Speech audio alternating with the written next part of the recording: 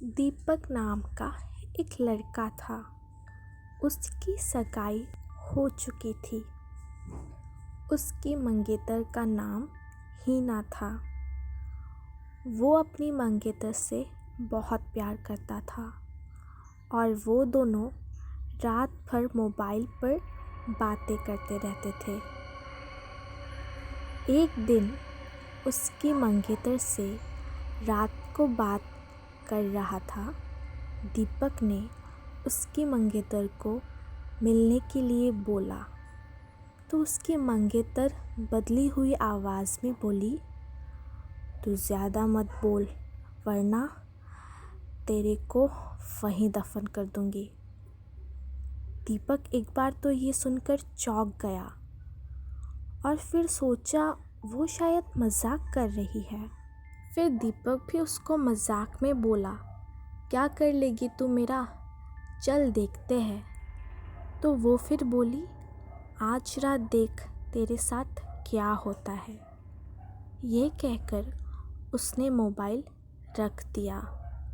अगली सुबह दीपक अपने एक दोस्त से मिला और दीपक ने उस दोस्त को उसके साथ कल रात जो हुआ वो बताया और उसने उसे ये बताया कि रात के 1 या 2 बजे के आसपास अचानक उसकी नींद खुली और उसके सामने एक काला लंबा दाढ़ी वाला आदमी बैठा था।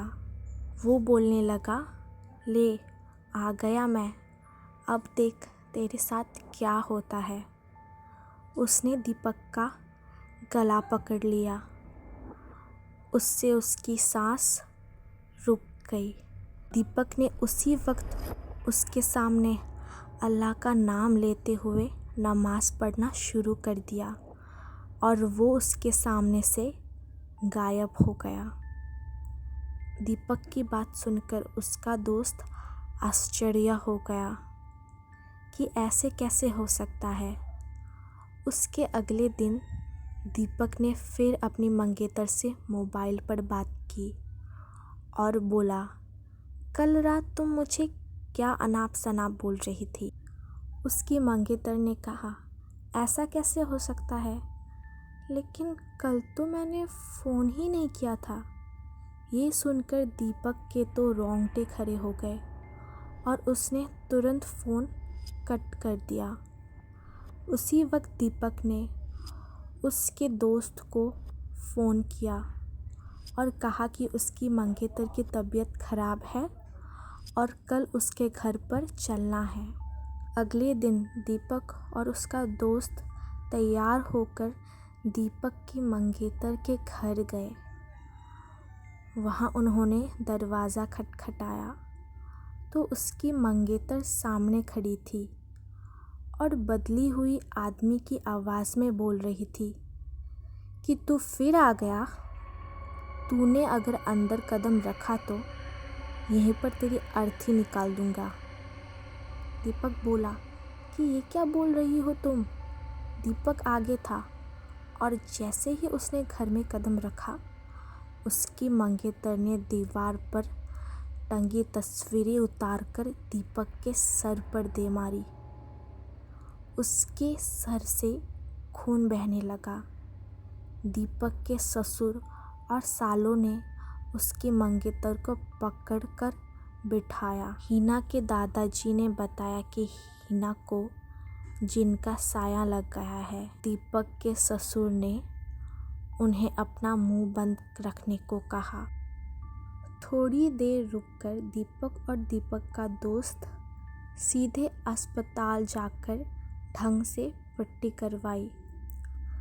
उसके अगले ही दिन दीपक ने फिर अपने दोस्त को फ़ोन लगाया और कहा कि हीना की तबीयत बहुत ख़राब है और वो अस्पताल में भर्ती हुई है।